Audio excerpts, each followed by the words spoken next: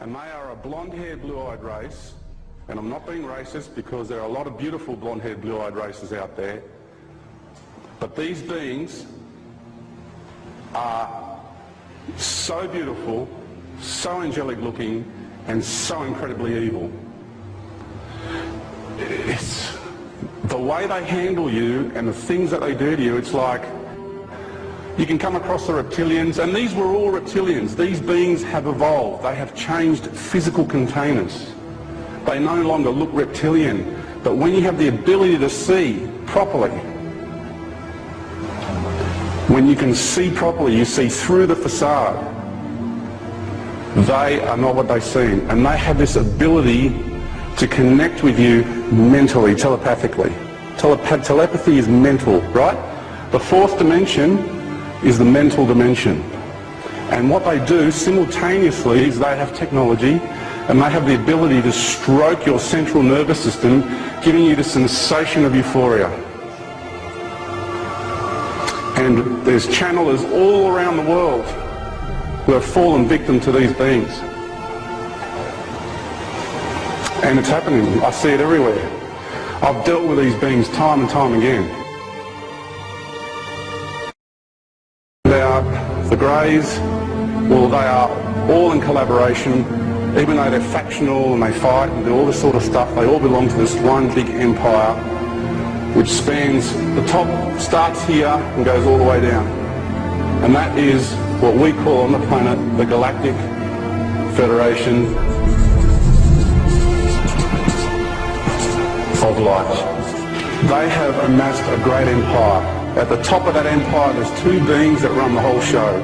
They are both originally, and still are at the core, crocodilian reptilians.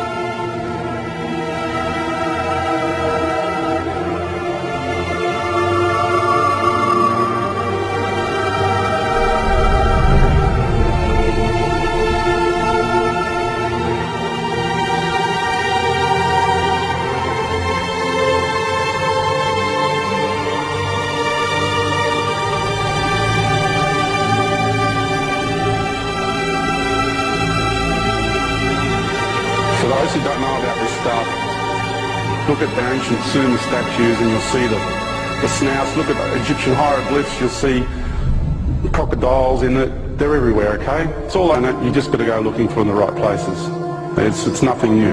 They have amassed such a great empire that it spans all the dimensional levels. Well, you see, that's a dimensional level. These are really octaves.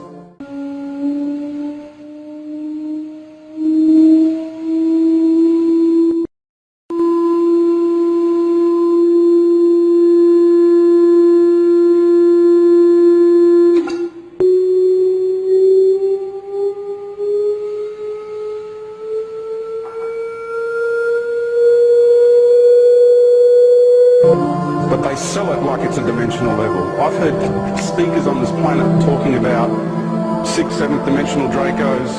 I've heard them talking about, oh, these beings came in from the 12th dimension. No. So what they've done is they've replicated the whole dimensional structure of the universe down here in the lower universes. And these beings play God. So really, all they are big fish in a small pond.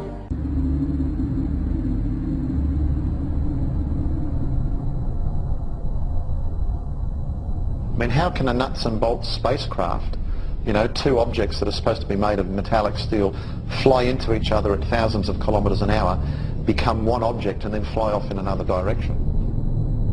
He says the UFOs do not seem to exist as tangible, manufactured objects. They do not conform to the natural laws of our environment. They seem to be nothing more than transmogrifications tailoring themselves to our abilities to understand. The thousands of contacts with the entities indicate that they are liars and put-on artists. The UFO manifestations seem to be, by and large, merely minor variations of the old age demonological phenomenon.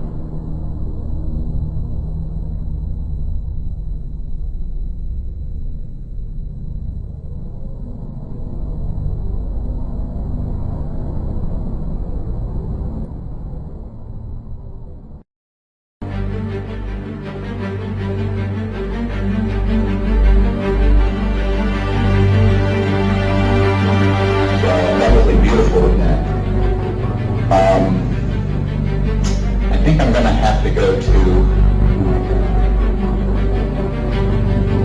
all the way here to Mount Shasta this past fall, because I want to show you something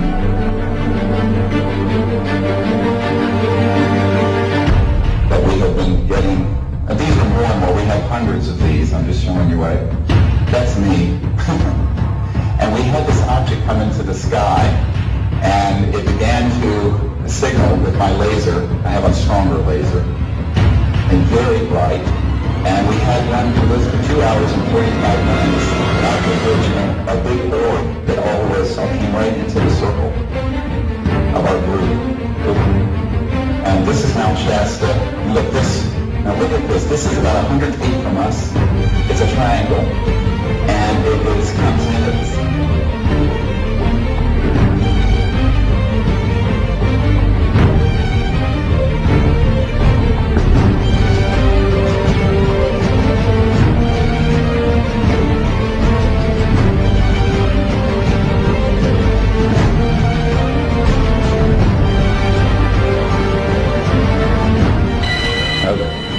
And these were going on at the same time, these objects coming through Orion. We're coming, my friends. And what they were saying is that we're coming. Nothing's going to stop it.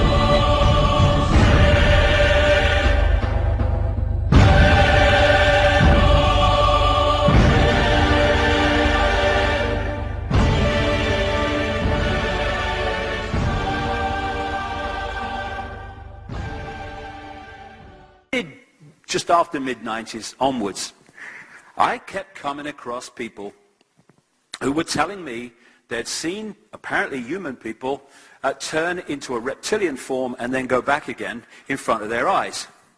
And you think, okay, right, back burner with that one.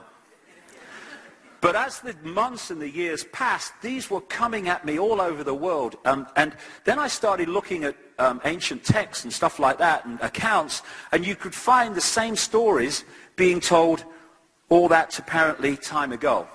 And there are many non-human entities that are interacting with this reality.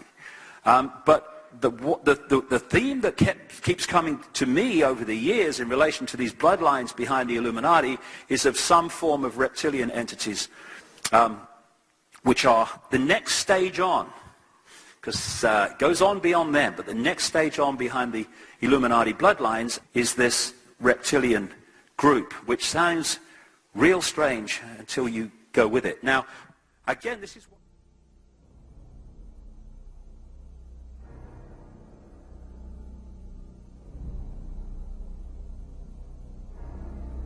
There are many different kinds of entities that do not have a human form, that operate just outside of human sight, and history has recorded them as demons and all this stuff.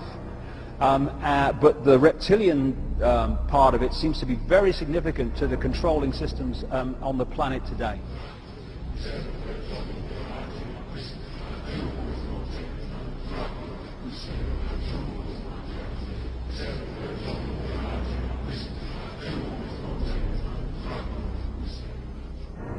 The aliens are demons, and we've got a mixture going on of demons and flesh and blood. They have a vibrational sympathy with that which interbred with them. And this doesn't have to be physical interbreeding either. Remember, a demon, get the little spooky picture. They are a fallen angel, an unclean spirit.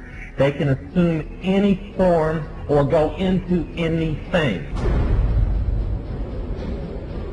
I have concluded that the aliens are demons. We probably won't be seeing aliens en masse anytime soon, but the Vatican's chief astronomer does say that there could exist other forms of life outside Earth. And he says if they do exist, they are God's creatures. 8, 9, 10, 11, contando toda la cola. Ay.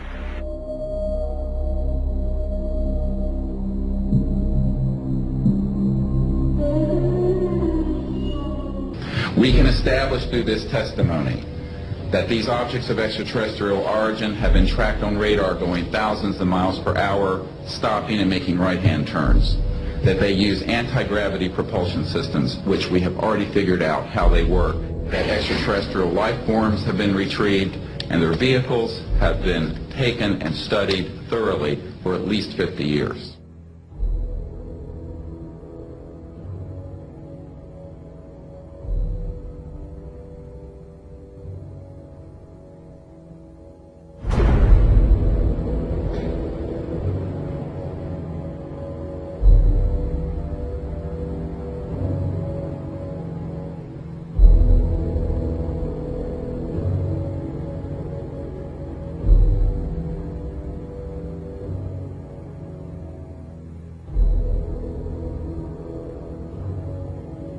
It's human nature to want to believe in some race of benevolent space brothers that will come and save us from ourselves. But it's not logical, and you can't make it work any way you look at it. This grand plan is going to take people are going to eat the stuff. Because it says spirits, demon spirits, will declare themselves to be inhabitants of far distant planets in the galaxies that are coming to warn the inhabitants of planet Earth of the impending destruction of the planet unless something seriously proper is done to avoid it.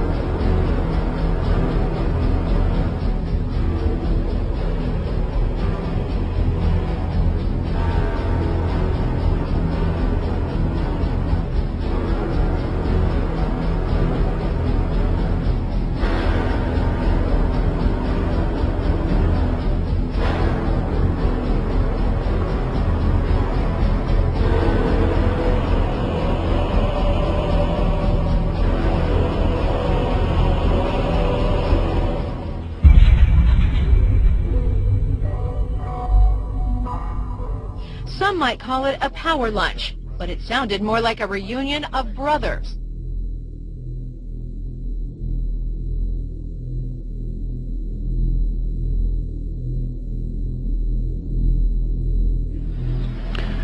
The Illuminati were to obtain control of the press and all other agencies which distribute information to the public. News and information was to be slanted so the Goyams would come to believe that a one-world government is the only solution to our many and varied problems. Their plot, their plans, their conspiracy remains invisible. The whole agenda is to create a one-world government where everybody has an RFID chip implanted in them. All money is to be in those chips, right? There'll be no more cash. And this is getting me straight from Rockefeller himself. This is what they want to accomplish.